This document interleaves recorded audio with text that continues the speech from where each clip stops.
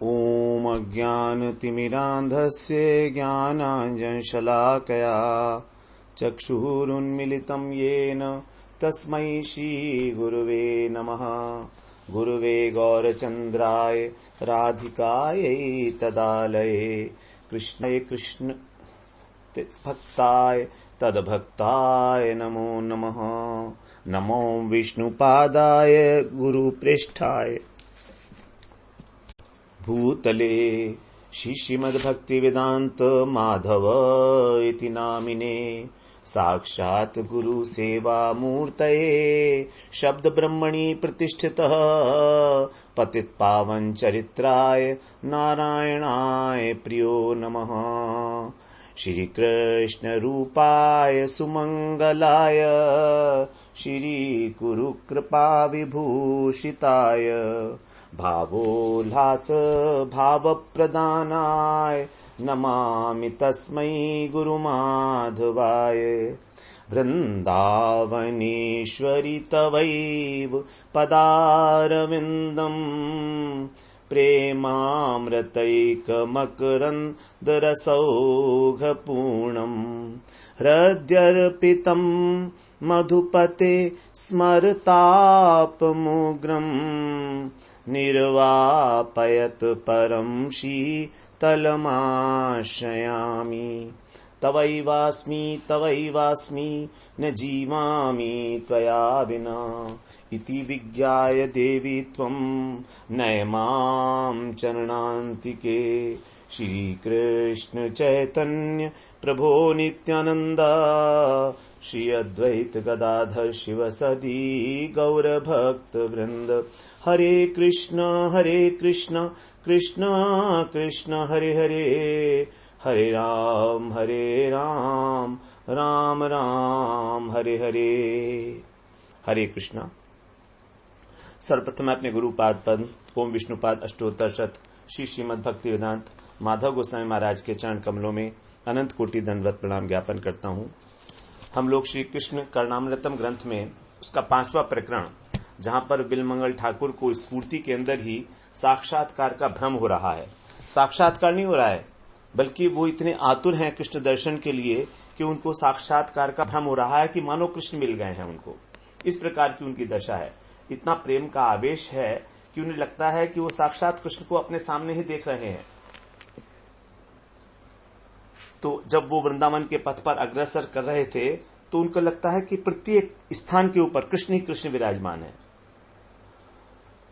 तो उन्होंने बताया कि किस प्रकार मैं मुरारी जो हैं उनकी किशोर माधुरी को प्रत्येक पथ के ऊपर देख रहा हूं। उसी को अब यहां पर जो 5वें प्रकरण में हमारा दर्शन की भ्रांति हो रही है, 56वें श्लोक से आरंभ है, अब 57वें श्लोक में कह रहे हैं। मौलिष्यद्रक भूषणो मरकत स्तंभाभिरामं वपु वपुर वक्त्रं चित्र विमुग्ध हास मधुरं बाले विलोले दृशौ वाचः शैशव शीतला मदगज श्लाघ्या विलासि स्थितिर् मंद मंद मयेक एष मथुरा वीथिं मिथो गाहते। इसका पद्यानुवाद।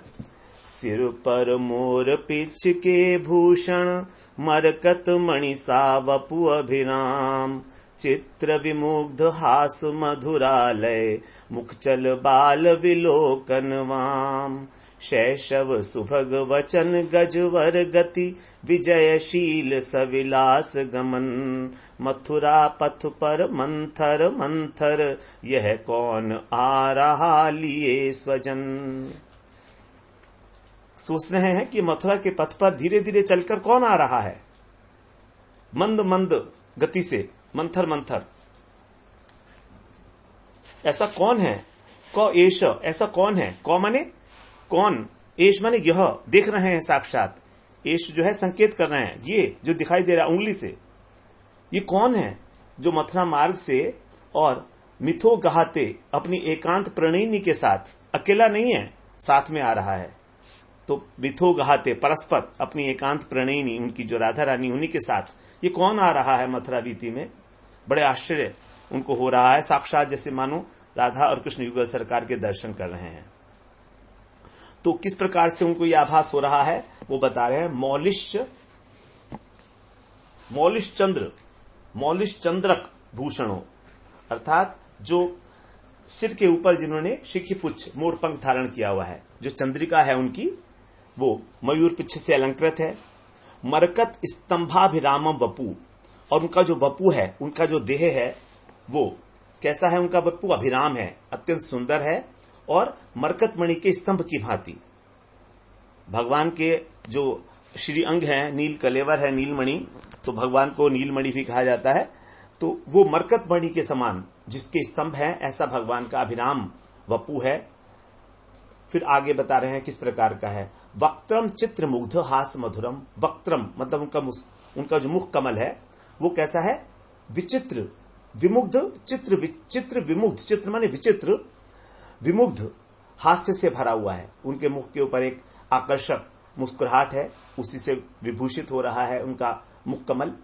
बाले विलोले दृशौ, और उनके जो नेत्र हैं, दृशौ माने नेत्र, वो कैसे हैं, बाल माधुरी से अभिषिक्त है, अतिशय चपल है, अतिशय चपल, जैसे बालक होते हैं तो बाल बिलोले, विलोले मतलब चंचल है, तो भाव विलास के कारण अत्यंत चंचल हैं उनके नेत्र।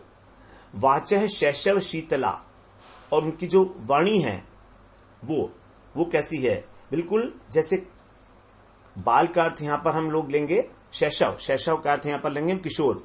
तो ऐस किशोर माधुरी, वचनों की किशोर माधुरी ऐसी है कि उसके अंदर भोलापन है, बाल माधुरी शैशव, तो बाल सुलभ चपलता भी है उसके अंदर। तो ऐसी जो उनकी माधुरी है, उस तरह की उनकी वार्तालाप है, वाचा है, उनकी वाणी है। मद गज श्लाघ्या विलास स्थिति, और जो उनका चलने का स्टाइल है, जो गति है उनकी, चलन संचालन, हस्त संचालन, ये सब एक हाथी की भांति है। मत गजेंद्र से भी अत्यधिक प्रशंसनीय। श्लाघ्या, श्लाघ्या का मतलब उससे भी अधिक प्रशंसनीय है उनका जो विलास है। विलास का मतलब है चेष्टाएं, इंद्रियों की जितनी भी चेष्टाएं होती हैं उनको विलास कहा जाता है। अर्थात मुख भंगी, गमन भंगी, हस्त भंगी, जितनी भी भंगियां हैं, भ्रू भंगी, ये सब विलास में आएंगी।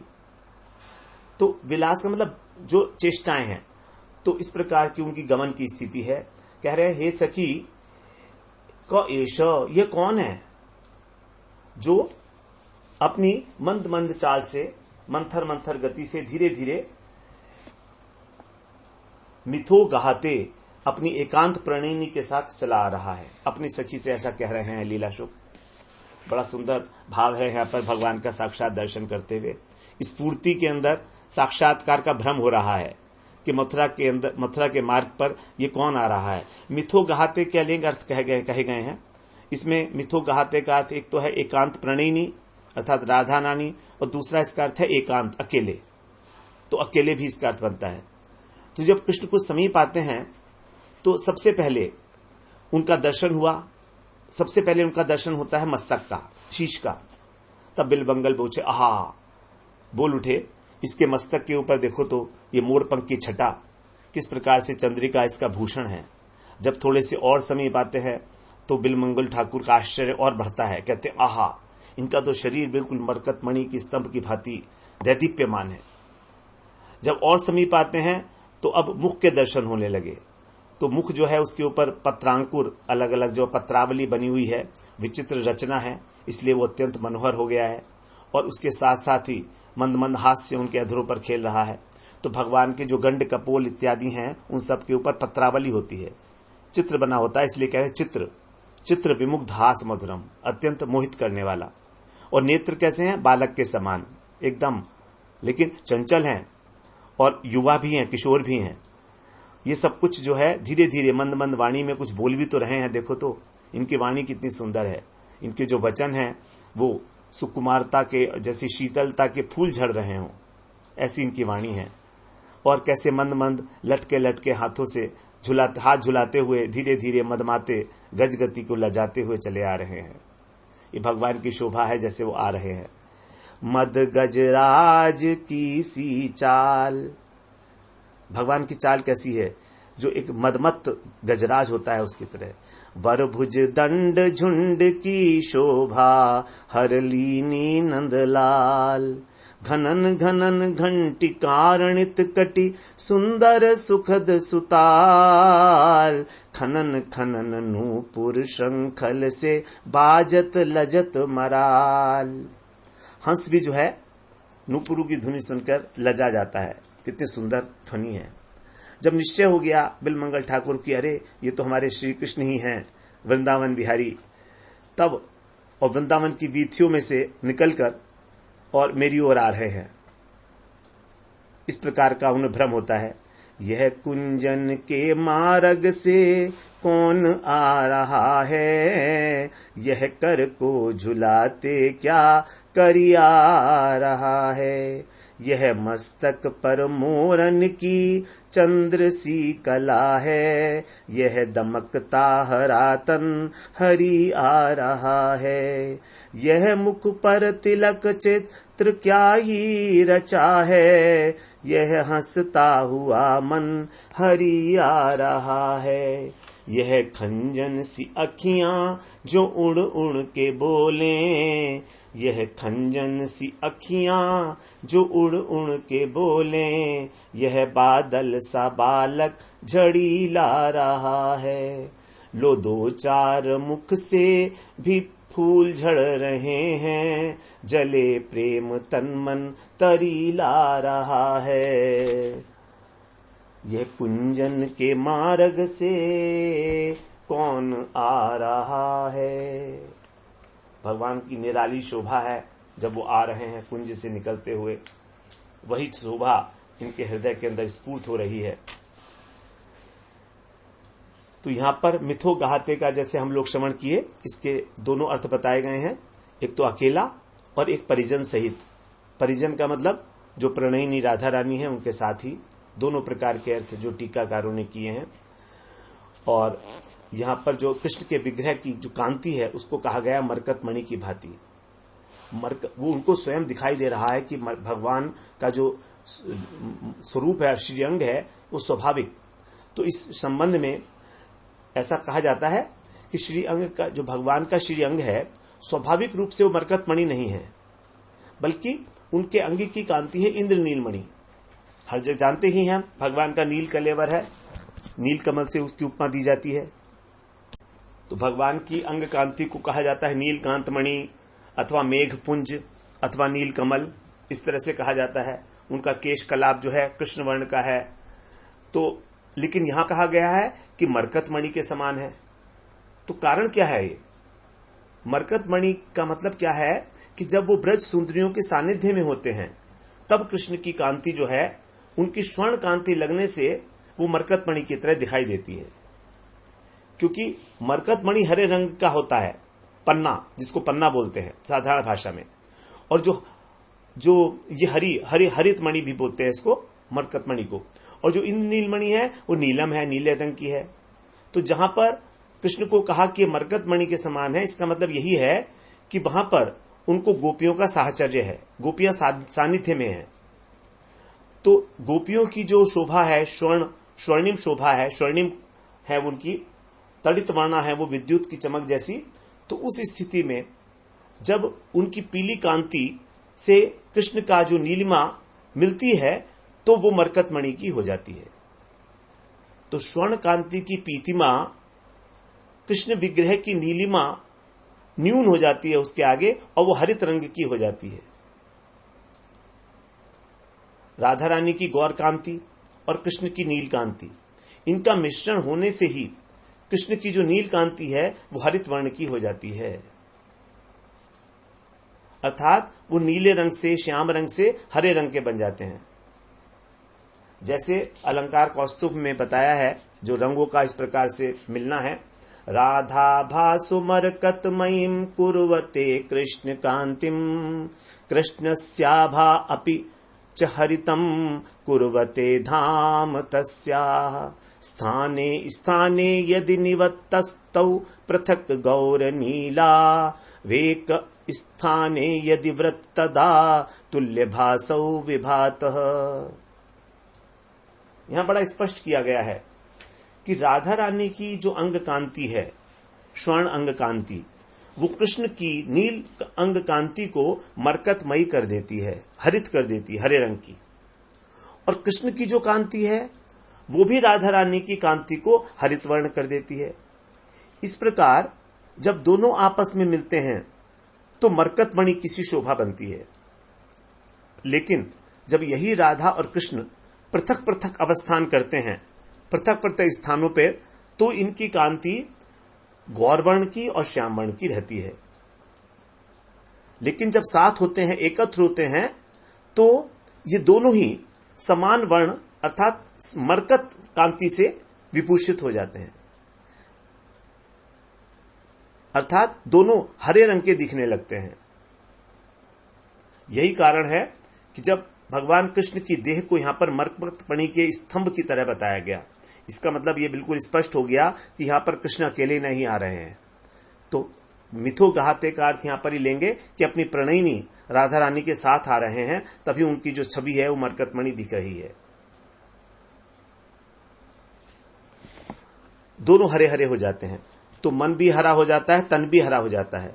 दोनों ही हरि, तन से और मन से और गुण से सब प्रकार से हरि हो जाते हैं। इसलिए भगवान का एक नाम हरि भी है।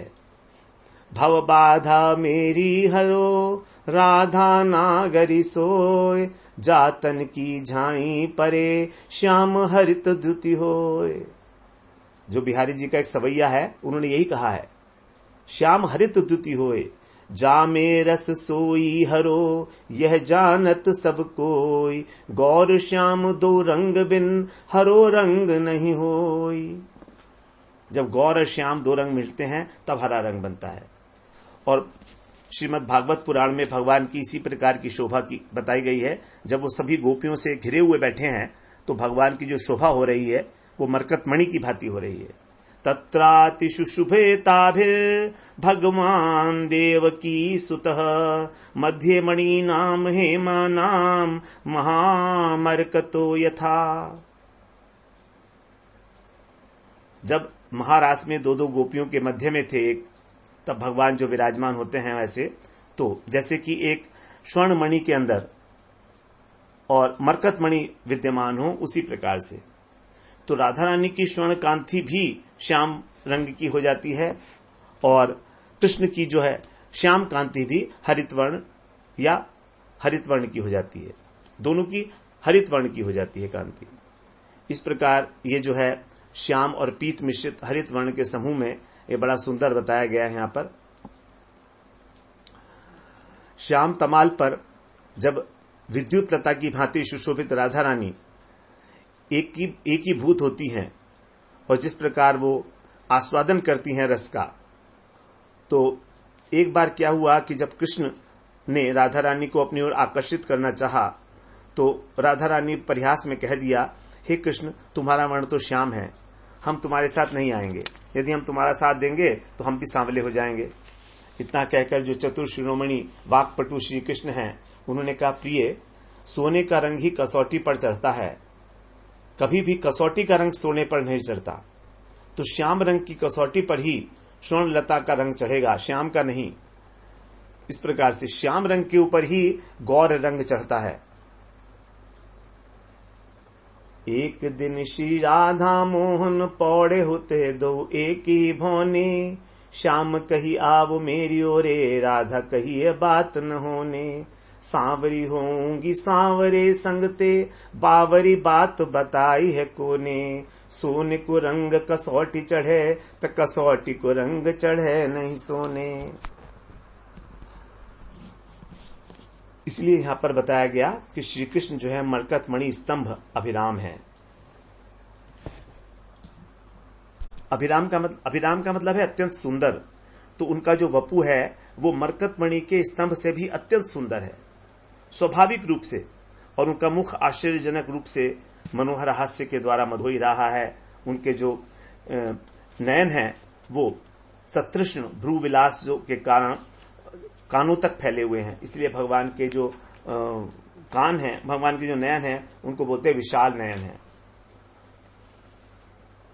ओ मुखमंडल जीत शरद सुखाकर, तनु रुचि तरुण तमाल। भगवान का जो श्रीअंग है उसको तमाल वृक्ष की भी उपमा दी जाती है। श्री कृष्ण के कैसे वाक्य हैं वो बताने हैं। यहाँ पर किशोर शीतल, मन को अत्यंत शीतलता देने वाले, ब्रज की गोपियों के लिए तो अमृत के समान, मन और प्राणों को आकर्षण करने वाले, उनकी गति तो उनका जो विलास है अर्थात उनकी जो चाल है, उनका अवलोकन, उनके हाथ और पैर इत्यादि का जो है चलना मत गजराज के द्वारा से भी अधिक प्रशंसनीय है। और अब वो कहां से आ रहे हैं? मथुरा, मथुरा भी थी। तो यहां पर कहा गया मथुरा, मथुरा का अर्थ होता है जो मन का मंथन करे, उसको कहते हैं मथुरा। मथ्यते जगत सर्वम तु ब्रह्म ज्ञानेन येन वा तत्सारभूतम यद यस्याम मथुरा सा निगद्यते। अर्थात जो ब्रह्म ज्ञान के द्वारा समस्त जगत को मथित कर देता है, उस ब्रह्म ज्ञान की भी जो सारभूत वस्तु है उसको मथुरा कहा गया है। मथुरा का बड़ा विशेष अर्थ है, ब्रह्म ज्ञान की भी जो सार वस्तु है अर्थात श्री कृष्ण ही मथुरा है। श्री कृष्ण का ही जहां पर निवास है वही है मथुरा। जिस ब्रह्म ज्ञान के द्वारा सारा मथित जगत मथित हो जाता है, उस ब्रह्म ज्ञान का जो सार वस्तु अर्थात श्री कृष्ण जहां पर उनका निवास स्थान है उसको बोलते हैं मथुरा। तो यहां पर जो मथुरा शब्द है वो क एश का विशेषण भी हो सकता है।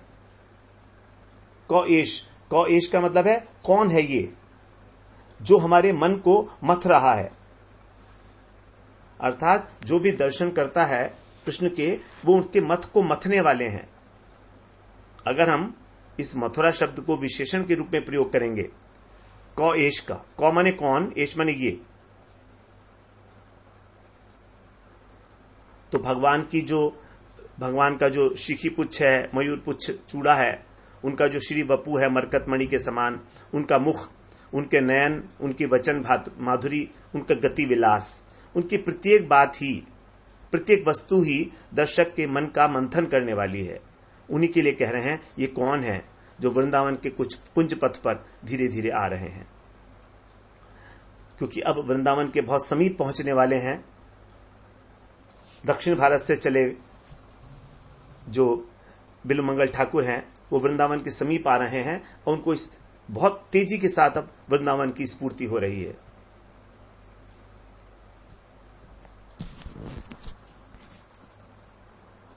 यहां पर लास्ट लाइन में कहा मंद मंदम अये।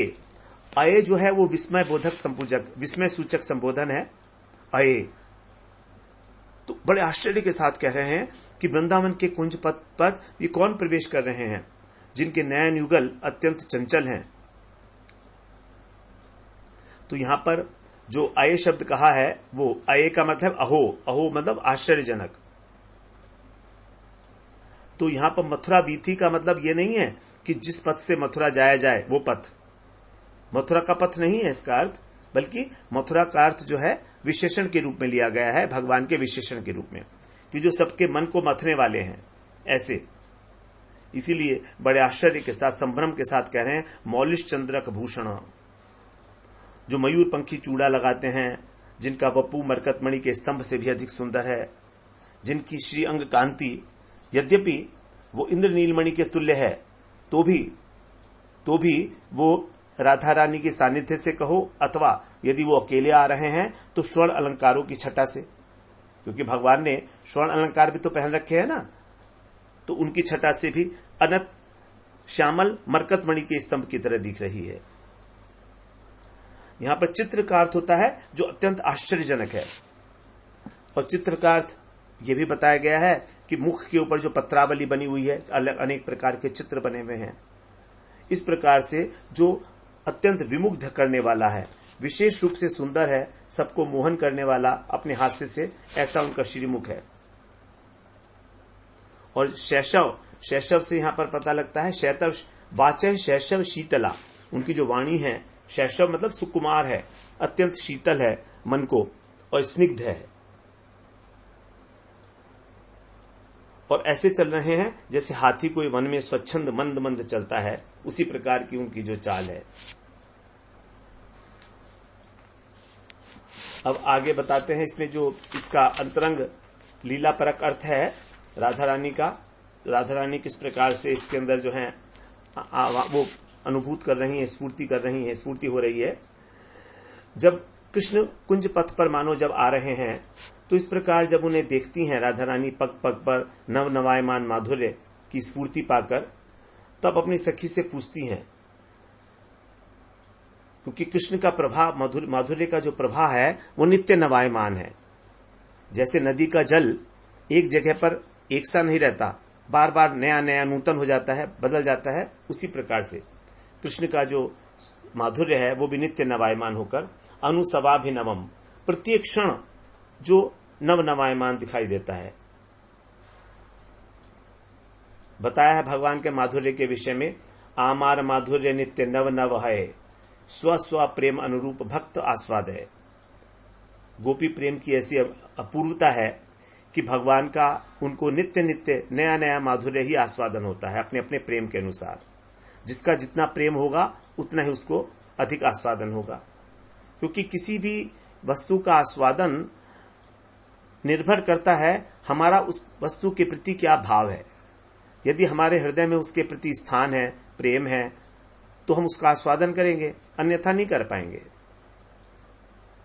तो असमौर्ध रूप से जो है भगवान का माधुर्य प्रकट हो रहा है, उसी का मानो साक्षात दर्शन नहीं हो रहा है, लेकिन साक्षात्कार का भ्रम हो रहा है। तो सखी से राधा रानी बोलती है, हे सखी, ये जो निर्जन में एकाकी वृंदावन के कुंज पथ पर धीरे धीरे आ रहे हैं विलास गति से, ये कौन है? ये कौन है? ये बताओ तो। इनका जो मस्तक है वो मयूर पुच्छ उसके ऊपर अपूर्व रूप से विराजमान हो रहा है। अंग कांति उनकी जो है यद्यपि नीलकांत मणि की तरह है, लेकिन मेरे को जो दिख रही है वो तो मरकत मणि के समान दिख रही है। स्फूर्ति के अंदर राधा रानी इस प्रकार से सोच रही हैं।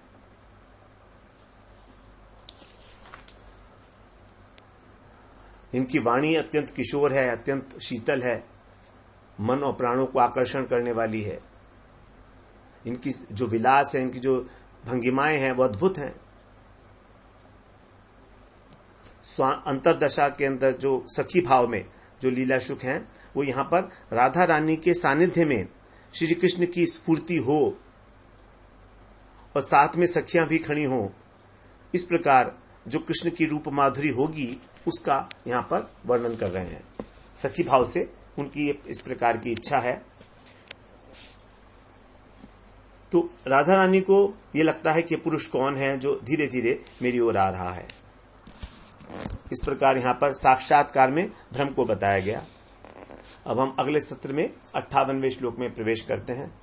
वांछा कल्पतरुभ्यश्च कृपा सिंधुभ्येव च पतितानां पावनेभ्यो वैष्णवेभ्यो नमो नमः।